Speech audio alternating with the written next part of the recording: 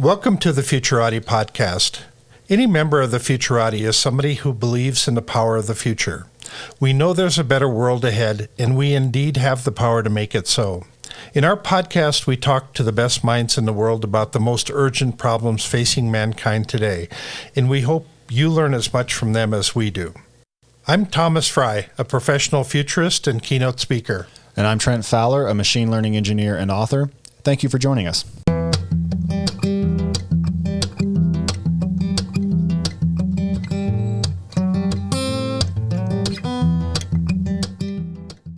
Good evening, everyone, and thank you for listening to the Futurati podcast. Tonight, we're joined by Nam Sardar.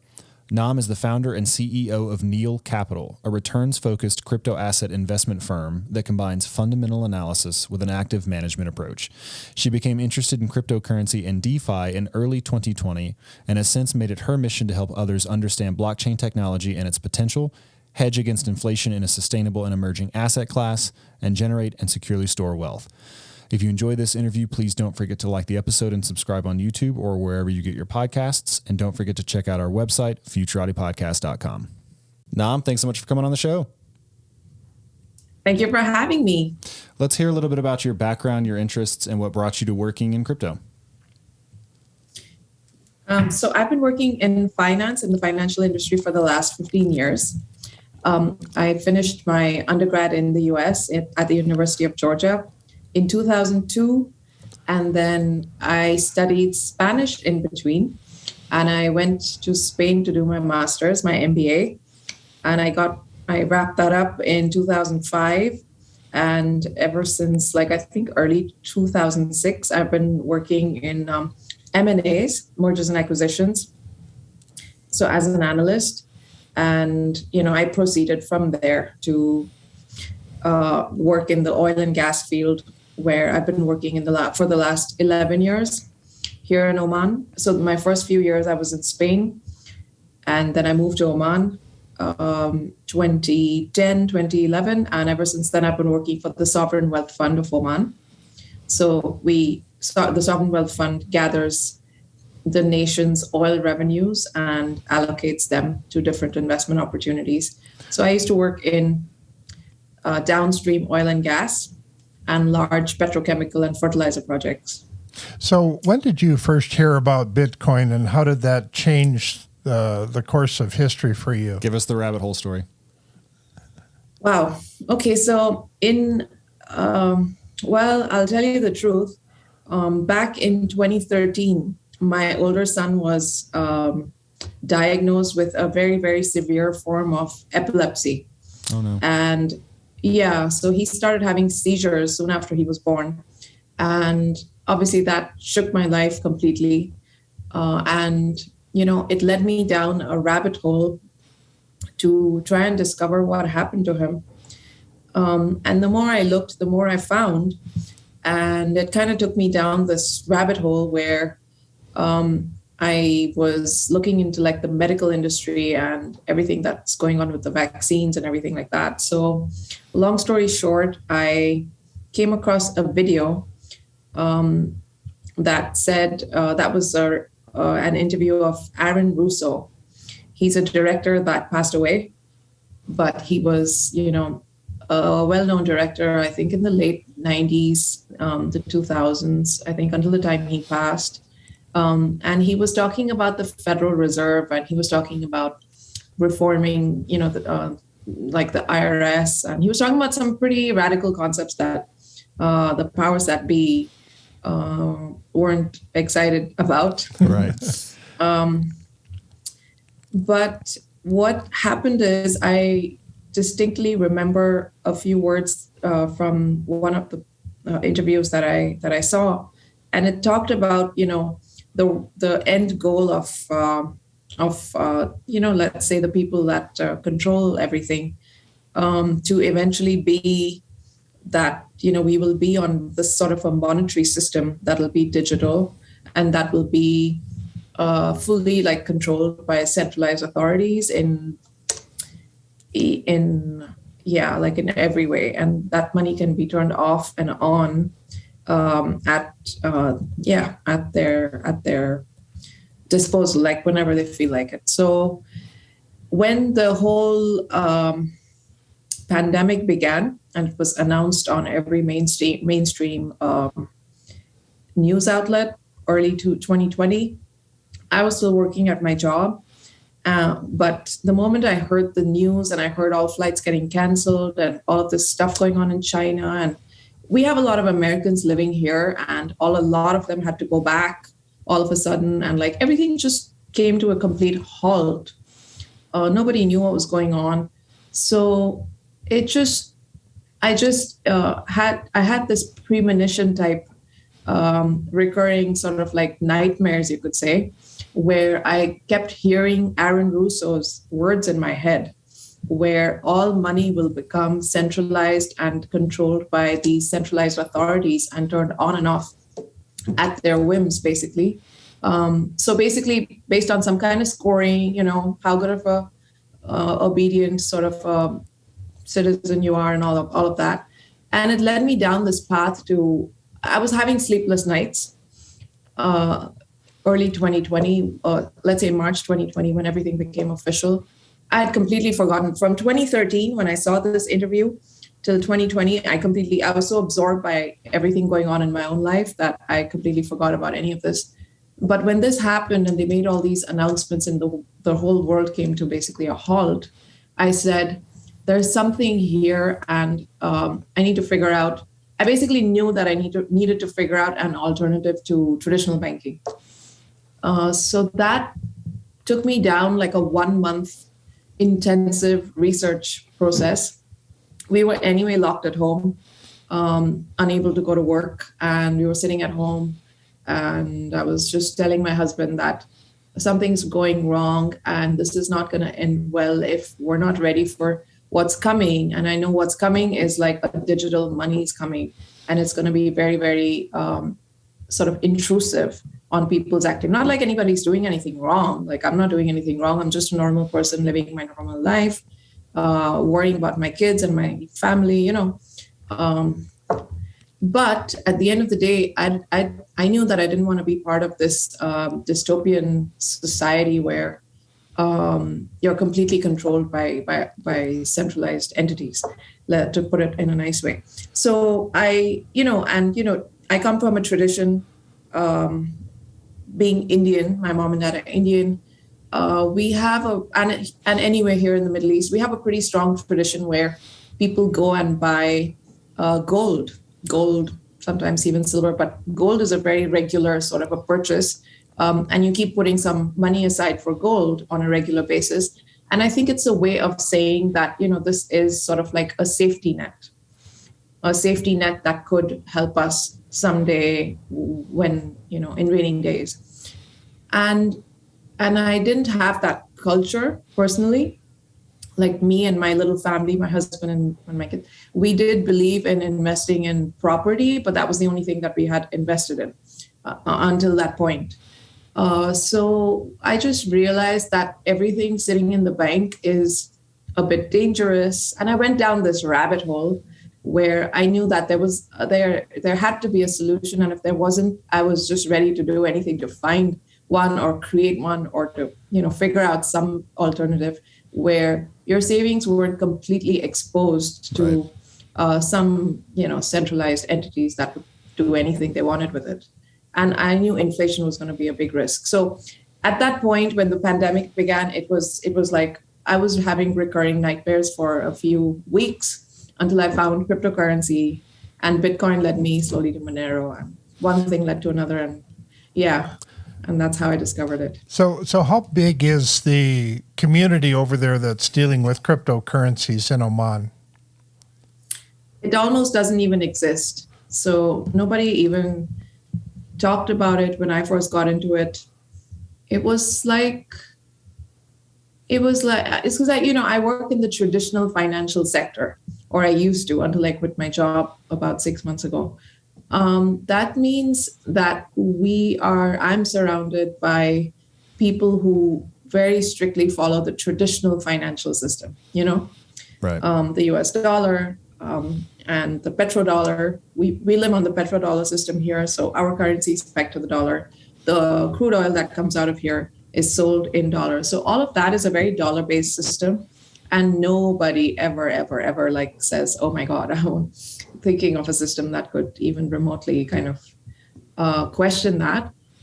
So no one really, like there's not even a community. But now, since I got into it, I've registered a company which is also operating here in the GCC, especially in Dubai. Dubai has all kinds of crypto regulations in place. So that now things have gotten to the point where it's all sort of in the open. There's licenses, there's authorizations, and we're doing everything in a completely regulated way, I guess you could say. So at this stage, everybody I know is trying to talk to me and make an appointment, especially my close friends. A lot of them are getting in and looking to get in. So there's I guess at this stage there is curiosity and interest, especially because inflation is starting to be felt. I find it interesting how even within one region, the awareness of cryptocurrencies and the enthusiasm for the underlying technology varies a lot country to country.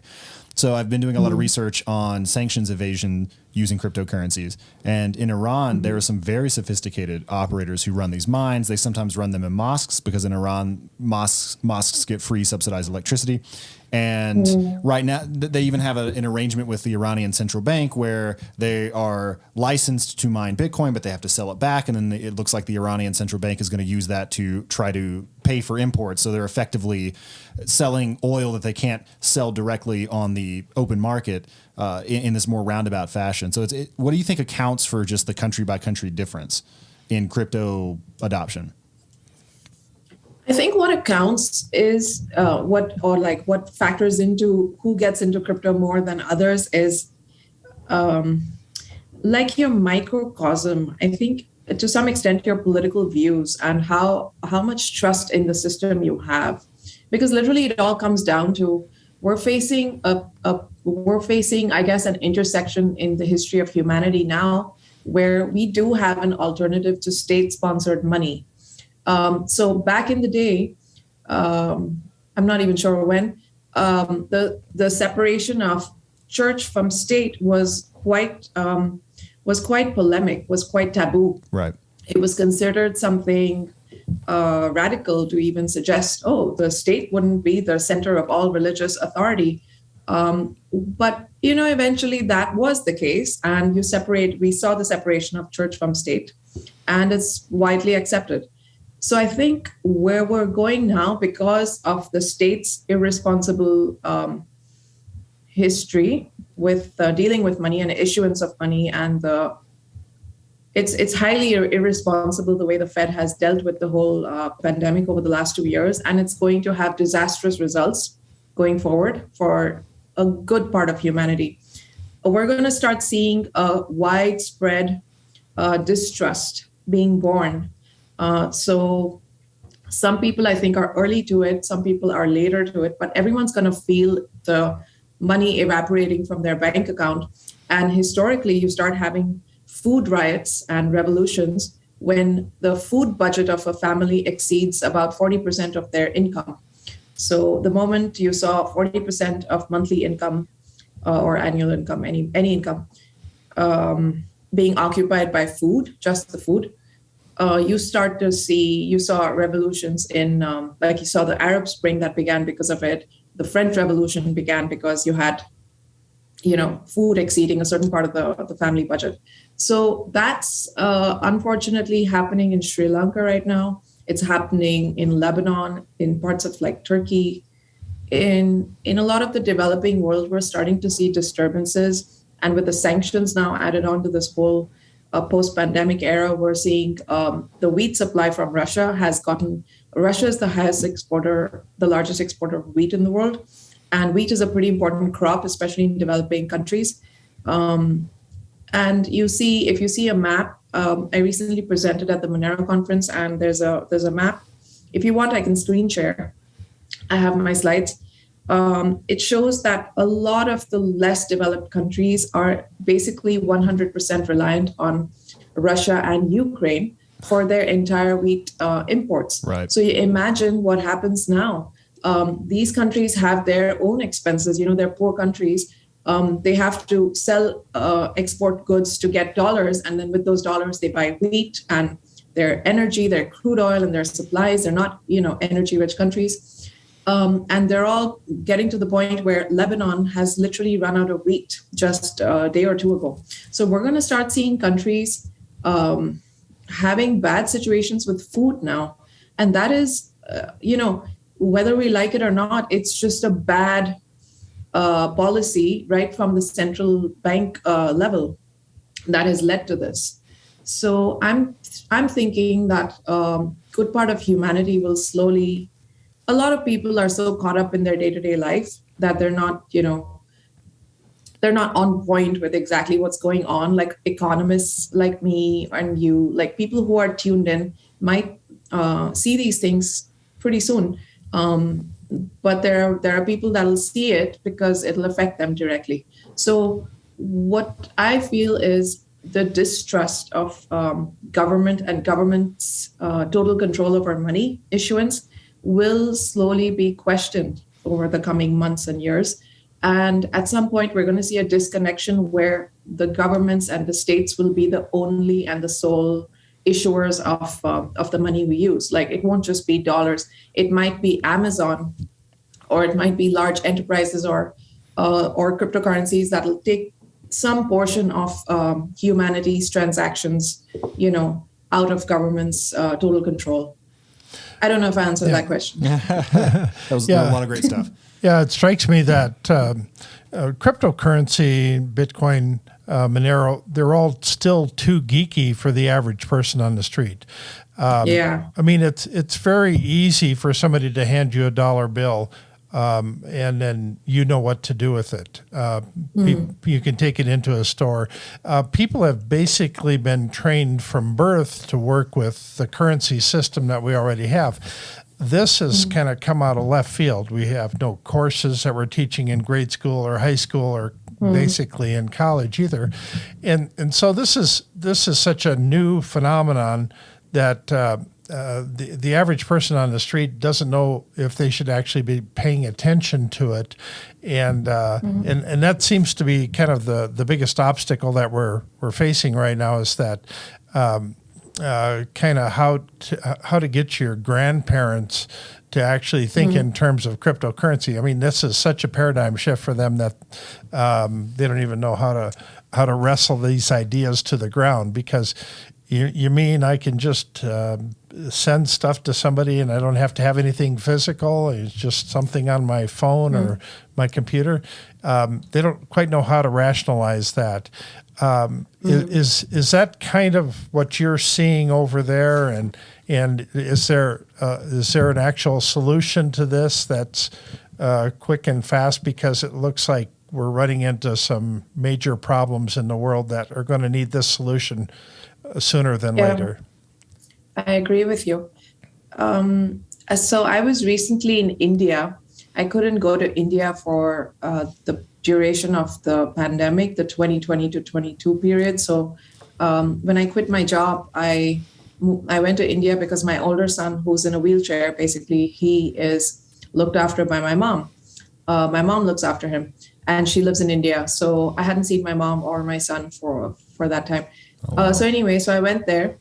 Yeah, and I spent 3 months in India. And what I noticed was the QR payments. So, making payments with a QR code is actually pretty widespread. It's widely being practiced already. Yeah, surprising, right? So the smallest vendors, like the little guy on his little cart selling fruits on the street, if you tell him, hey, I'll pay you with GPay, which is Google Pay, he's all set up on it. Or you have this thing called Paytm in India. That's the main payment mechanism. So, he'll have a plastic thing, a laminated piece of paper. So, it weathers like the rain and the whatever. So anyway, he'll have that thing hanging on his cart with a QR code laminated in a piece of paper, and you scan it and he receives it. And the smallest, like the rickshaw guys, the guys who ride the the three-wheeler rickshaws and stuff like that. They're all set up on it. So what happened is why India has moved in that direction is because I think it was 2016 when the government did a demonetization. So what happened was they said, the high denominated currency notes were discontinued, some of them. So I think there was like 1,000 rupee that was discontinued, and there was a 500 that was discontinued. Mm-hmm. And instead, they brought in a brand new 2,000 rupee note.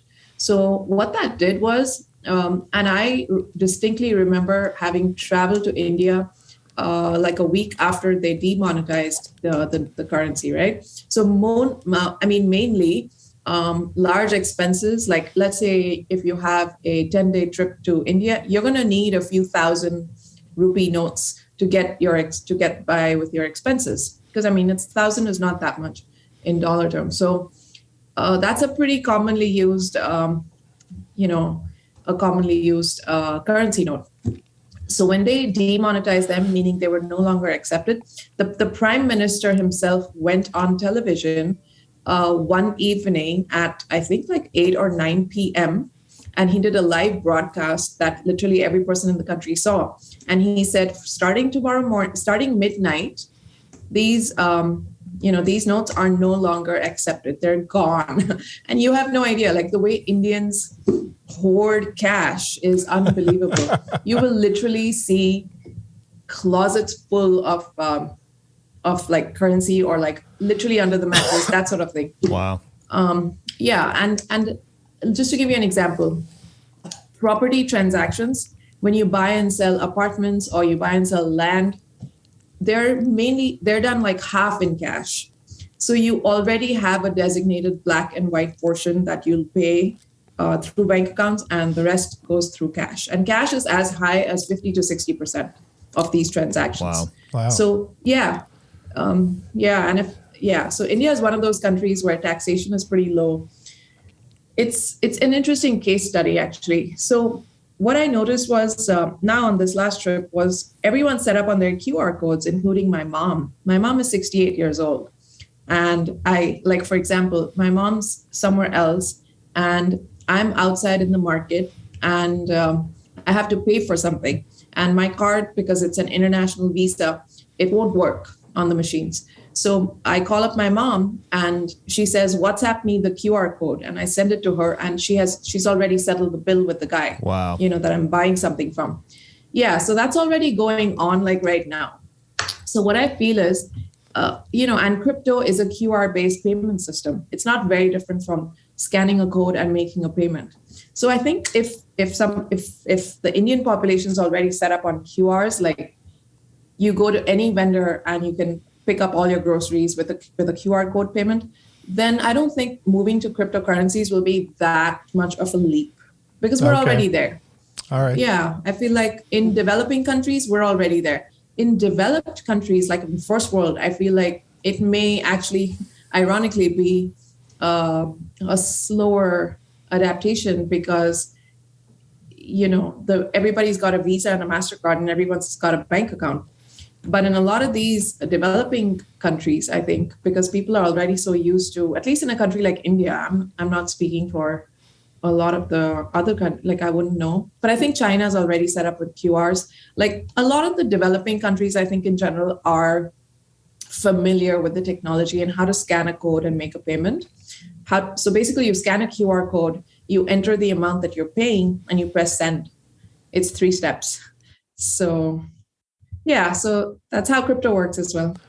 But on the other hand, there's something like 14,000 coins that are listed on CoinGecko right now. Right. And everybody, it's this wide open marketplace, and it's over here we talk about it being the Wild West because there doesn't seem to be a lot of rules in place. Everybody's fighting for people's attention and trying to eke out a little bit more usage here or there. So with that many options out there, I mean, how does somebody actually make sense out of this is a better one to use than the other ones, and then how does this moving forward? we can't move forward with 14,000 options every time you walk into a marketplace. I mean, that's just obviously not going to work. So how do you see that playing out moving forward? I do think what you just mentioned is probably the greatest challenge with the crypto ecosystem, because with those 14,000 coins and some that aren't even listed, the other day I saw somewhere that there are 18,000 coins.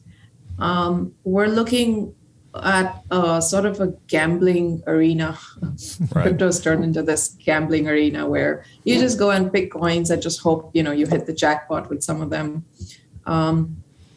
And people are coming into crypto for that reason. So I don't think people are looking to crypto to necessarily transact and looking for a currency that allows them to exchange value and exchange goods and services with merchants and vendors. Although that is happening. So what I would say, how to find the good coins, if you look at something like CoinCards. CoinCards is a website that allows you to buy these vouchers, and they could be for Amazon or they could be for other vendors across the world.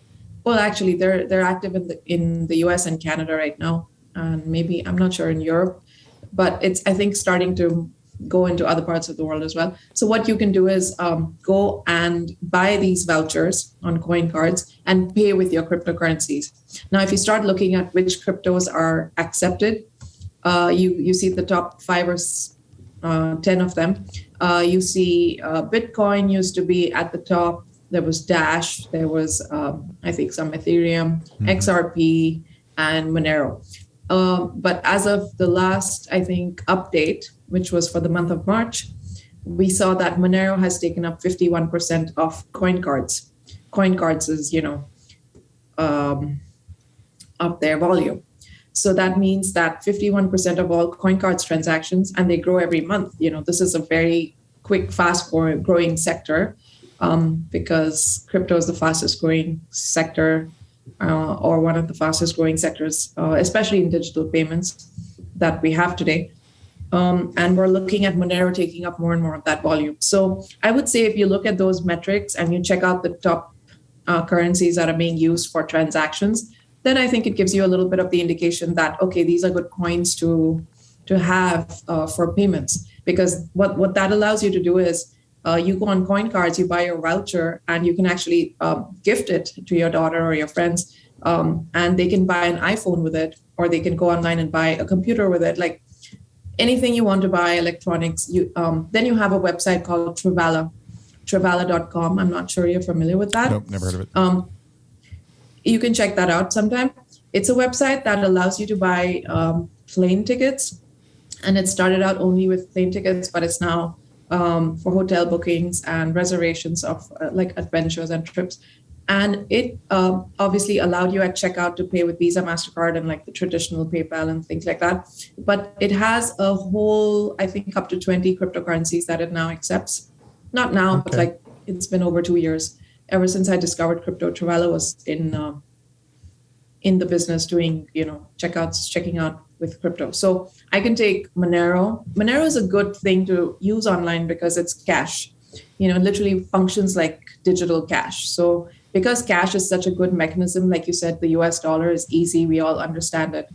The digital version of that is Monero, digital cash. And I'll save the details of why that currency is considered digital cash in my understanding. But to answer that question is, I would say let's go on to the main websites and the main businesses that have been transacting in crypto and start looking at the volumes of which cryptocurrencies are widely used as money. So I would say that would eliminate most of these 14, 15, 18,000 currencies, and you would literally be left with a handful of them.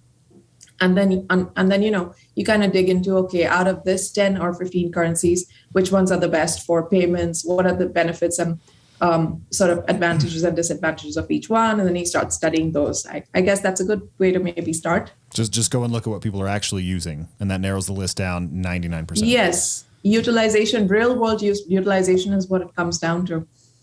Yeah. So what you're saying is somewhere along the way we're going to have a lot of collateral damage here, and so with a lot of cryptocurrency companies going out of business sometime in the future, are there a lot of mergers that take place? Do they auction off assets? How does this play out? I feel that if you go on my website, neelcapital.io, Okay. there is an explanation of cryptocurrencies and crypto assets. So the way I understood crypto is that it's divided into two. Crypto is broken down into two sub parts. One of them is the currencies. Now, currencies should not be controlled by centralized authorities. All of the problems in the world today are because we have a few handful of people sitting behind closed doors and taking the most important decisions on behalf of all of humanity. And this centralized group of people will never let go of the power they have. And therefore, we see the divide between rich and poor getting wider and wider because of the money printing and the confiscation of resources that happens because of money printing. I recently gave a talk in which I explained this process. So I'll just quickly go into that. So if you think of two bowls of soup, one bowl is a thick, creamy bowl, but it's like a liquid bowl. It's thick and creamy, but it's liquid. And the other bowl of soup has chunks of food in it, like vegetables. Now, think of inflation as this constant trickle of water that pours into both of the bowls of soup. When you have the liquid bowl of soup, no matter how thick your soup is, at some point the level of that soup rises because it's getting diluted with water, and then it spills over. A lot of that liquid is lost because the trickle of water never stops. So that's you lose that every day. But when you have a soup that's a lot of it is solid chunks of either meat or veggies, the trickle of water comes into the soup, but it displaces the liquid part of that soup. But your solid pieces of vegetables remain in your bowl. Right. So what does that mean? That's an analogy that I used in this recent talk that I did. And it's basically telling you that when your savings are all cash, so like US dollar or euro or yens or rupees or reals, what we have here, but fiat issued cash, because all of the currencies are being diluted at the same rate, by paper money, then your bowl where you saved your value, so your savings are being sort of spilled out of your bowl if majority of your savings are in that liquid, right, in that cash. But on the other hand, if you've got hard assets, you're not losing as much. Yes, you do have a cash component. Everyone has to have some cash to get by with your daily expenses. You need cash to pay for gas, for food, for everything else. But if majority of your savings, and if you have been disciplined with spending less than you earn, putting some money aside, converting that to investments, and so there's only a few of those investments that account for those chunks of veggies, right? Not everything is a good investment. But if you have bought those assets that hold value and that should hold value in this inflationary scenario, then they will stay in that bowl. They won't spill out. You'll still have that value, no matter how much water is poured into that bowl. So my point with that is we've had this centralized system that has led to inflation, and that's going to impact every single person alive because humanity uses fiat currencies. Right. We use government issued currencies, no matter what country we live in. And it doesn't matter which country's chart you look at, every country's chart. I wish I had my charts ready and I would pull them up. But literally every country's chart is showing this hockey stick type pattern of money printing since the start of 2020. Now, that's not an innocent practice. That's a very, very malicious it's the worst thing that somebody can do to you, because it's coming into your house and stealing stuff away from you. Except it doesn't happen in person. It happens because we're all forced to use this means of exchange, which is fiat currencies, to keep our life savings. And unfortunately, majority of the world's population doesn't know this is happening, and they don't know how to protect themselves from it. So I can't even remember what you asked me, but my point was that we are in a crisis type situation. It's going to get worse for some as compared to others before people, I think, start to realize on a wider scale, and something has to be done. And yes, so I think what I was trying to say is, historically we've had limited resources like land, land property, whether residential, whether it's agricultural, whether it's commercial. And then we've had gold and silver, but the longest serving stores of value for humans that has over a 5,000-year history is gold and silver, monetary metals.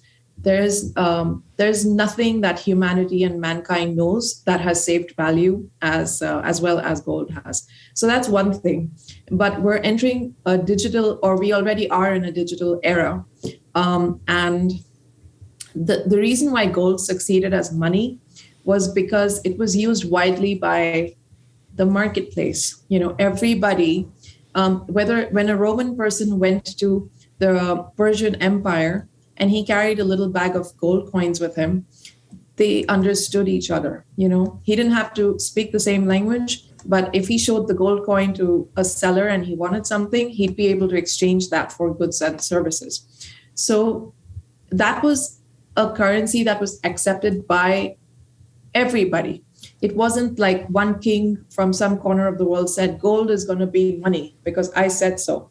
You know what I mean? It's something that the marketplace decided. So that's what we call free market capitalism. In free markets, the market decides what the value, the store of value and the medium of exchange will be. And the beauty of that is that gold is decentralized. You don't have one authority that controls it. You don't have one authority that issues it. Right. Of course, you can have wars and, they confiscate another country's gold when that country loses the war. Those were different situations. I'm talking about when the marketplace and millions of people came together and said, we're all going to sell and buy from each other with this metal, and then that became established as money. And one of the reasons it was established as money was because it was limited in supply, Right. Everything that's limited in supply maintains its value. Another quality of money is the fungibility aspect. Right. That one gold coin, like a gram of gold, is equal to another gram of gold with the same purity. So like 22 carats gram of gold, or 22 carats gram of gold. You don't care if it's square or round or like shaped like a ball or even in the shape of a jewelry. If you have to accept it and do a transaction, you'll take it, right? Because it's pure and the weight and basically the specifics. So that means it's fungible, just like paper currency is fungible. The problem with paper currency and the savings that we have in bank accounts is that there's no scarcity. Because they can print unlimited amounts, that reduces what you own of the bigger pie without having, for no fault of yours, your savings are, let's say, 1% of the bigger pie of the economy. As they print more and more money, the pie gets bigger and bigger, and now your savings are not that 1% of the bigger pie. You know what I mean? So your piece of the pie is getting smaller and smaller each day as these banksters print more and more money. And who gets that money? They get it. They and their friends. There's this thing called the cantilever effect. The bankers sitting in the large hedge funds and the large retail banks and commercial banks, they're given the money to loan it out to people, because we're living in a debt-based monetary system where money is created as debt, and governments have to repay that debt to the central banks with interest. And that interest is paid by the people that are at the lowest sort of rung in society. So when the bank lends out, let's say, I don't know, like $500,000 as a mortgage, that person repaying that mortgage, with every repayment, there's less money in the system. So the more we repay our debts and things like that, the economy shrinks, and that money disappears from the system. We're writing that off. And the more new debt that's created, there's more money in the system. So inflation is inherently embedded in the system. Yes. So in crypto terms, we say it's a feature, not a bug. Right. It's designed that way. So our savings are designed to lose value every day. The more we expose them to this Ponzi scheme, which is fiat currency. So I think at this stage, we're at this cross-section in the history of humanity where if we haven't already realized it, most people are going to wake up one day and realize that they have been deceived, and that there is a very, very strong need for each and every one of us to get as diversified away from this system and into hard assets, whether that's land, whether that's gold, silver, whether that's certain types of cryptos. Now, I think my whole passion has taken me in the direction of finding out what that cryptocurrency is, or those cryptocurrencies are, and why. So, yeah. Well, I want to stick with that theme. So let's talk a little bit about what the proposed solution is. You are very famous for being an advocate of Monero and rather critical of Bitcoin and Ethereum both. I've been in the crypto space for a while. I've worked at 2 different crypto asset startups, and I'm at one now. But most of my attention has been focused on Bitcoin because it's the most famous. And then I've spent a fair bit of time on Ethereum as well because it's the second most famous, and it has all these interesting applications like smart contracts and DAOs and other things, which just as a nerd and a futurist draw my interest. Could you just briefly give us an overview of how Monero works? And you can be, relatively non-technical if you like, or feel free to dump it on our audience. They love that sort of thing. And then how it is distinct from Bitcoin. Like, why is it that you think Monero is the winner of the crypto asset wars? It's the one that is the real form of digital cash that will solve these problems you've been alluding to. I'm not going to be able to share slides, right? Like, they're not going to be visible. Well, you could, but nobody would be able to see it. Right. It would only be for us. Okay. Let me share some slides with you if you don't mind. It'll make it easier to. I'll just describe it to them. I will lovingly describe the slides as they come up, Saran, like an old timey radio personality. I went into why cash has been important, why we all trust the dollar bills, and why what is the positive, like why we should be using cash. I'll pick up from that point, and then we'll go into digital cash. So cash has certain advantages against Visas and MasterCard, and that's also cash. Basically, it's all the same cash. It's just the method of utilization. But actual cash transactions are private and secure. They have no associated costs, so there's no 3% fees associated with it. There's no data leakage, so the 2 parties transacting are aware of what was purchased, what was sold, and the other details related to the transaction, how much the value of the transaction was. Cash also allows liquid, immediate access to funds. There's no third-party involvement. There's no debt, and it's a method of instant settlement. So then we come into this. You asked me why Monero and not Bitcoin. Right. So one of the key properties of cash, I hope you're able to see this. Yeah, we can. Fungibility. Yeah. It's fungibility, which basically means that if I were to offer you two $20 bills and you had to choose one, you wouldn't care that, I gave you a particular $20 bill, or you wouldn't be like, oh, Nam, I only want this one in your left hand, right? Or something like that. You wouldn't care because the utilization is exactly the same.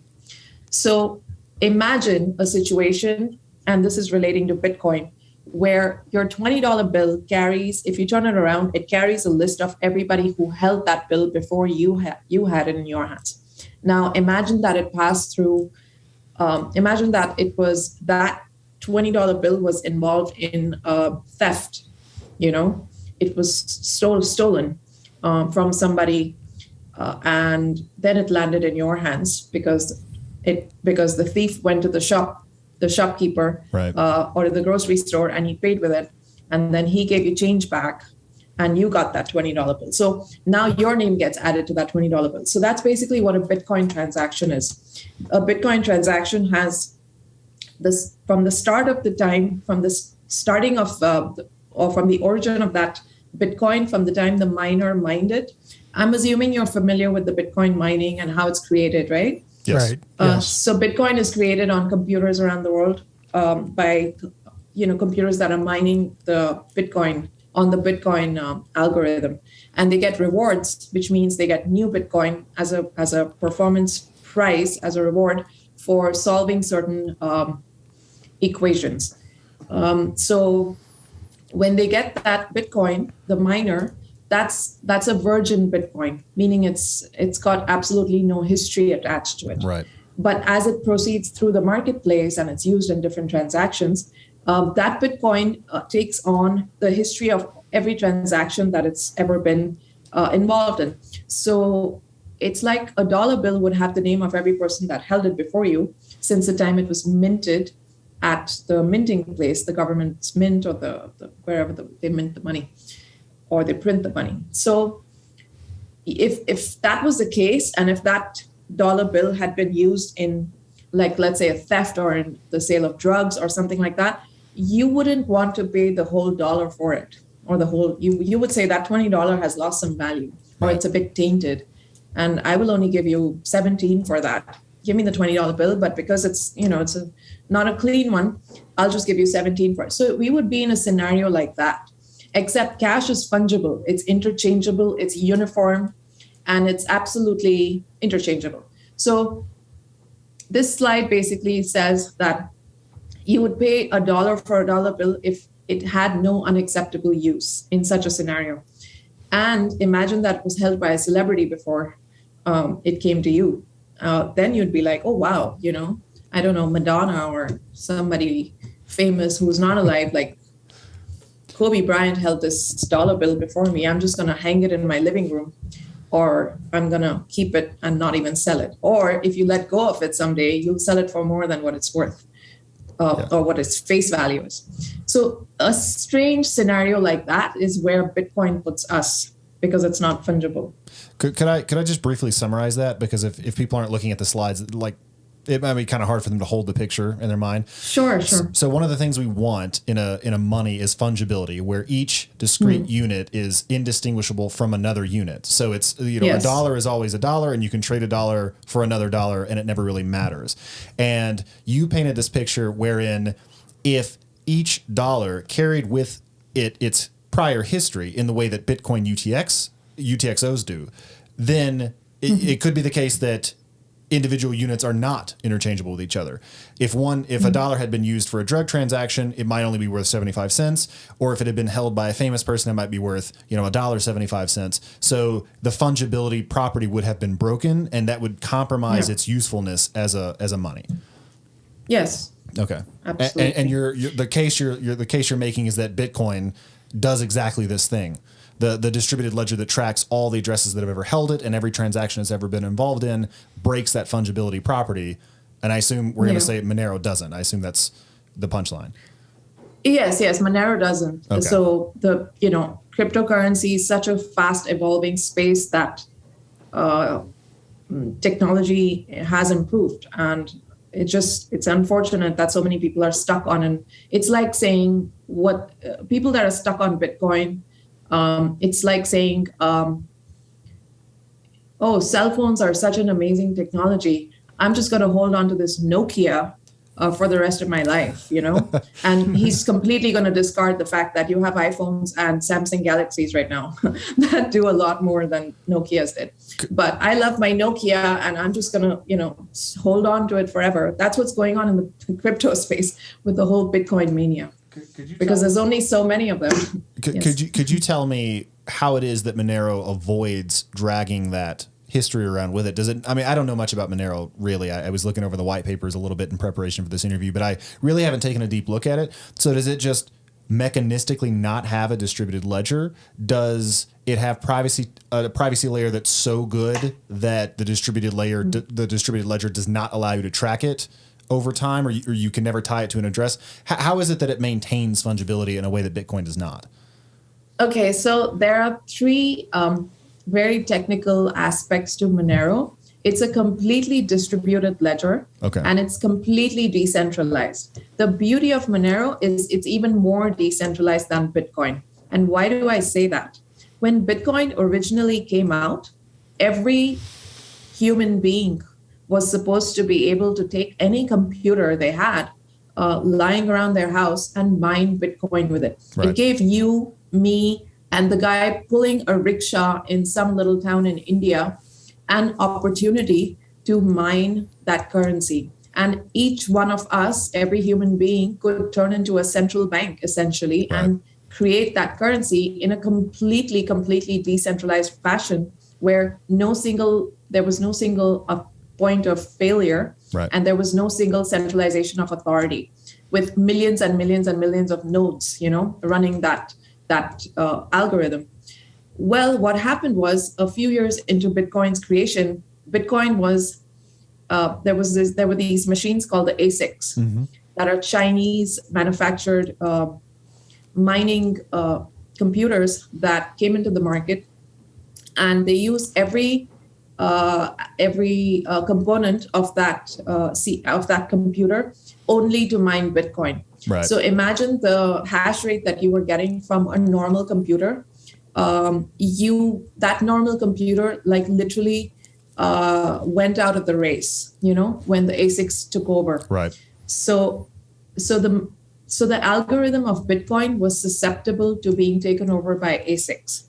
And literally it put the CPUs, meaning like the normal laptops and the desktop computers that we all had, it put them out of business. Like they became useless at mining because the ASICs, what they did was every tiny little component in that machine was purposed to mine Bitcoin only. So unfortunately, that led to a centralization of Bitcoin mining, where now what you have is these humongous large mining farms where there's millions of computers under one roof.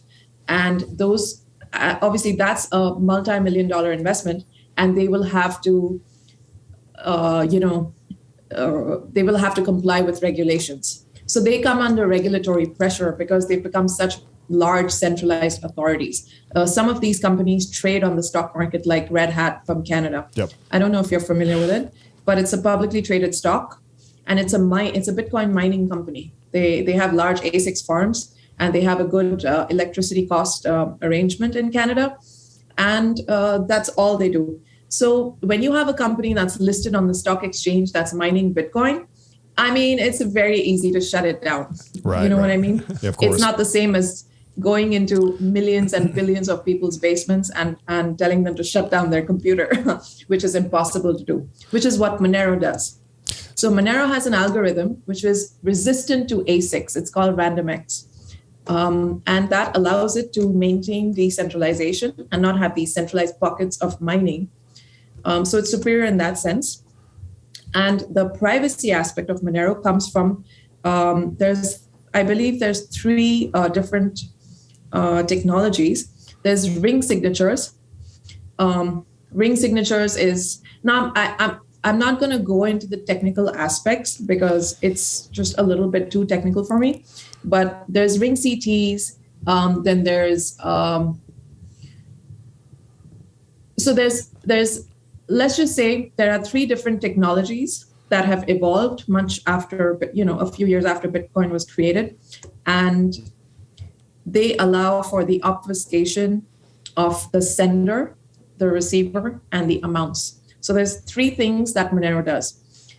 The sender, so whoever's sending the transaction, sending that money, is not visible on the blockchain. Whoever's receiving it is, again, not visible on the blockchain.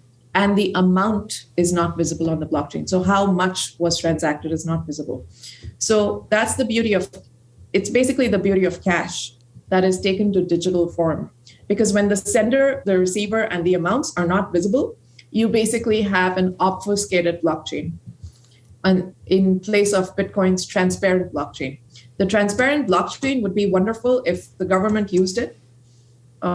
Let's say the government adopted Bitcoin and said, we're going to do all our transactions and all our accounting in Bitcoin. Well, that would be a beautiful thing to have, because government would be held accountable. But instead, what's happening is it's the people that are using Bitcoin, and it's the people that are being then surveilled. They have the government authorities, the tracing companies like CipherTrace and blockchain analytics companies that are tracing their transactions and what they're doing. So it's turned on its head. So Bitcoin's intention was to hold authorities accountable.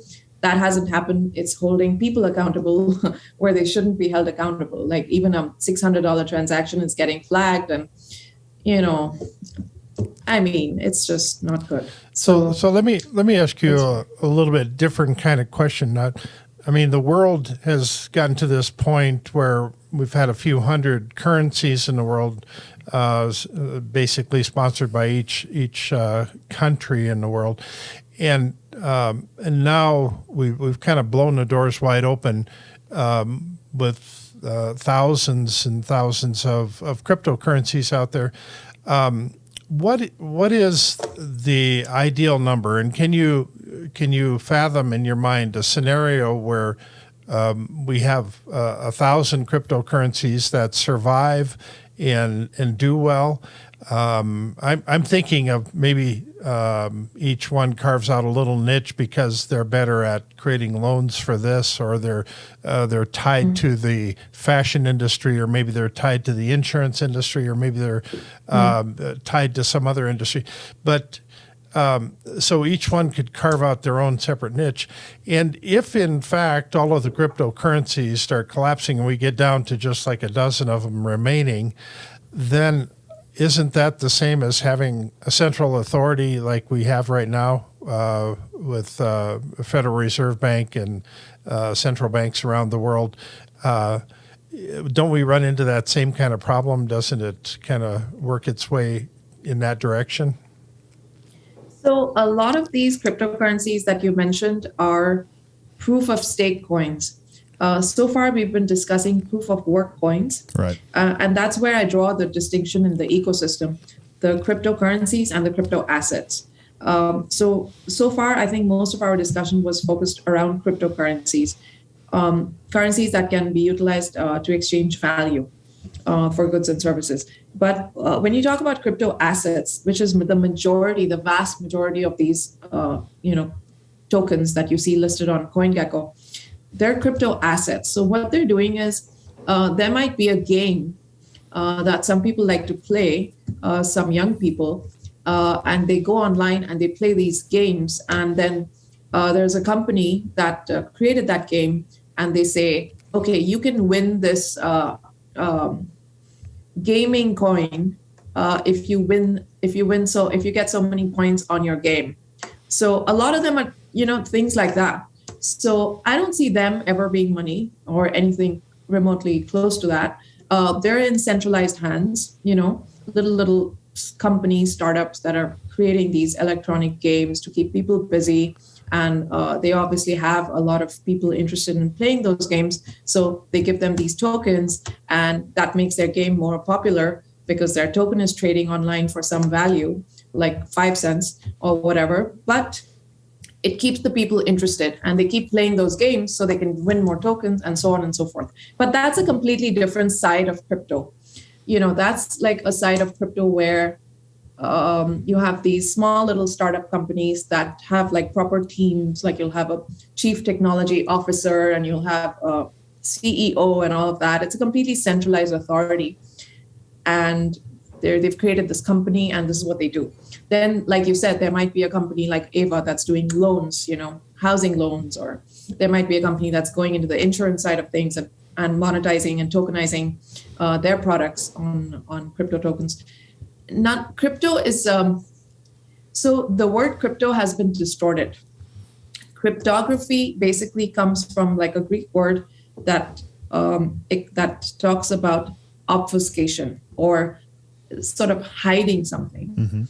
But none of that is happening with these proof of stake coins. They're just centralized little companies that issue their own coins and they start trading all of a sudden, and people buy and sell them and hoard them.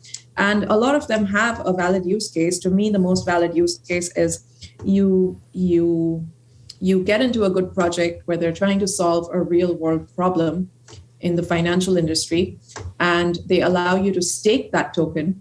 And you can get up to 15-20% staking those tokens. And in addition, over time, if you've held it for a while and staked it, staking is basically like earning interest on your coins. So if you hold them, then eventually when the project improves and the market situation improves, you actually get a price appreciation and you get your interest, which is your staking yield from holding that token. So you get a double benefit. So I see the use case of those types of proof of stake coins in that area, like in replacing certain functions of the traditional financial industry, maybe insurance, maybe loans, maybe a lot of these financial products that a lot of these crypto companies are coming up with.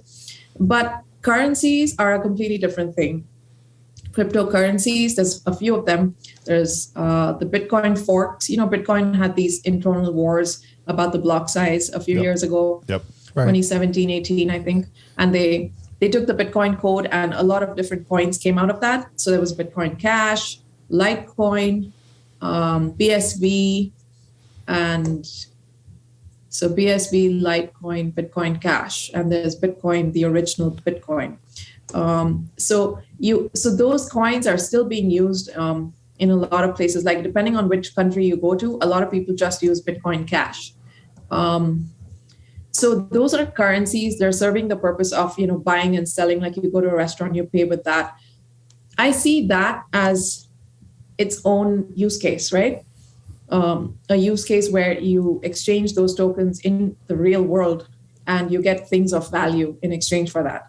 So Monero comes in that category. Monero is not a fork of Bitcoin. It's an original code base. In fact, we don't even know who wrote the white paper of Monero because it was written by an anonymous, an anonymous author.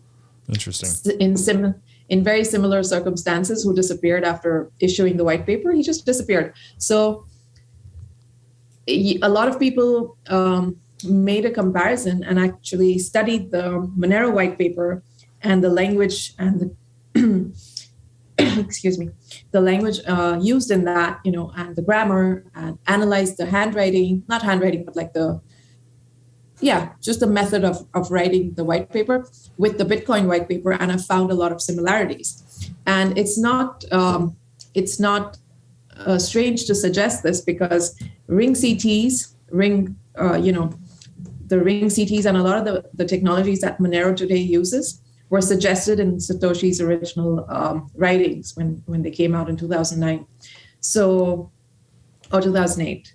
So, what a lot of people believe is that Bitcoin had a lot of issues. It came out in early 2009.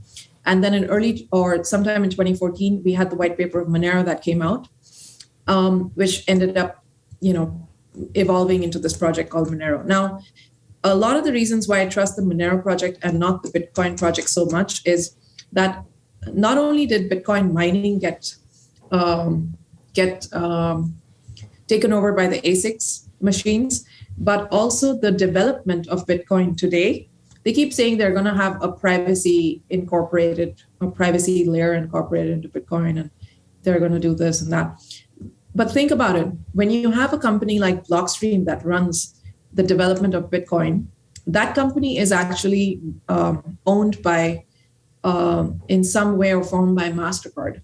Now, MasterCard and Visa are the leaders in the payments industry. Why would they ever, allow for the technology to develop in a competing protocol that would threaten their market share? That would never happen. So you can see that you just gotta follow like the trail of money, I think. the funding.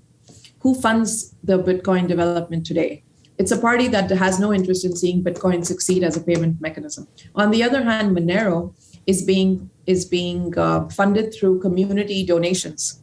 Anytime there's a requirement to improve a certain technology in Monero, they ask for donations. The developers are mainly anonymous, which is a good thing, in my opinion. And they fund it, the community funds it through the donations, and they carry out the improvements and they get implemented. So I see, and there was no ICO type, there was no like pre-mine or any scammy thing when Monero was created. It was created under the same circumstances as Bitcoin. And if you see the supply schedule, it's very similar to Bitcoin. So to answer your question, sir, when you have such a large ecosystem with probably like 18,000 coins, you need to first distinguish between all of those, gaming coins and staking coins and this and that and insurance and loans and all of those coins that are proof of stake, that are basically startup companies that call themselves cryptocurrencies, but it honestly has no relationship to a completely decentralized cryptocurrency that is a currency that is mined on thousands and millions of computers globally. Those are just little companies that call themselves crypto, and they're trying to, replace a certain function in finance. There's a long way for them to go from actually becoming a decentralized cryptocurrency. Well, on the other hand, you actually have these other cryptocurrencies that are mined, and they're actually decentralized to varying degrees. Bitcoin, you could say, is decentralized to some degree, not fully. I think it's got these centralized pockets. The Bitcoin mining that's happening in people's homes is a good thing. So what you can say is we got to look at, when we look at a store of value, like coming back to you and me, and where we could look into the crypto ecosystem to store value like we would with gold or silver, we need to look at a currency that has a real world use case, that is decentralized, and that is not susceptible to being overtaken and shut down. It has to be censorship resistant. It has to function like cash. Gold functioned like cash back in the day. We exchanged value with gold before we started hoarding the gold as a store of value. So the medium of exchange function came before the store of value function. Right. And why do I say that? In the Roman Empire, when they started, and even before that, when the empires start decaying and falling, it's like falling when they go into downfall, they started to mix copper into the gold coins and dilute the value of gold coins. That created inflation in those empires, and that inflation led to starvation and to basically the empires falling and collapsing. So when that happened, the real gold coins with the highest gold components, people stopped using them in transactions. They would use the coins that had more copper in them. So that's just Gresham's law, in practice, where bad money drives out good money. Right. If I have good money, like if I have gold coins, I'm going to not spend that.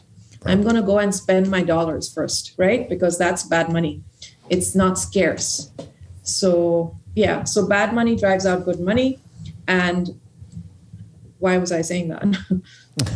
Well, the monetary properties of the coinage that was issued in the Roman Empire. I think the point you're building to is that crypto assets have to actually have these properties of good money and not just play act at having these properties. Exactly. And and we're seeing that with only very few of those coins. Bitcoin is number one for good reason, but it has certain shortcomings. And I think, that's what I mainly try and highlight on my tweets and in my presentation here and everything. Absolutely. This long form interview. So we've covered so much territory and it's been endlessly fascinating. Are there any thoughts you'd like to leave our audience with? I'd like to say to anybody listening to not take a lot of the stuff you hear through official channels at face value. Question everything, because we live in an environment where if you don't question, if you don't research yourself, develop the habit of researching on your own. Do your own research, no matter what it is, whether it's something you're about to eat, or if it's something you're saving your money and putting your life savings in. Like, do a lot of research, because ultimately we all got to study this, and I think the main thing lacking in the crypto space is education. Right. Yeah, and that will probably help us all get quickly adopted into this new system, and hopefully that system will help liberate a lot of people. That's my hope. Nam, thanks so much. Yeah, this has been great. I really appreciate you taking the time and actually going into a lot of detail and explaining these things that are very, very difficult concepts for most people to get their mind wrapped around. So thank you very much. Coming all the way from Oman on the other side of the world, I appreciate you getting up super early to do this interview. Thank you. Thank you so much for having me. It's been a complete pleasure. Absolutely. And I'd love to do it again if you want to do it again sometime, to do a part 2. There's so much to talk about, regarding this subject. Yeah. I hope I have been able to shed some light on the crypto space. 100%. Thank you so much. All right. Thank you so much. Have a great day.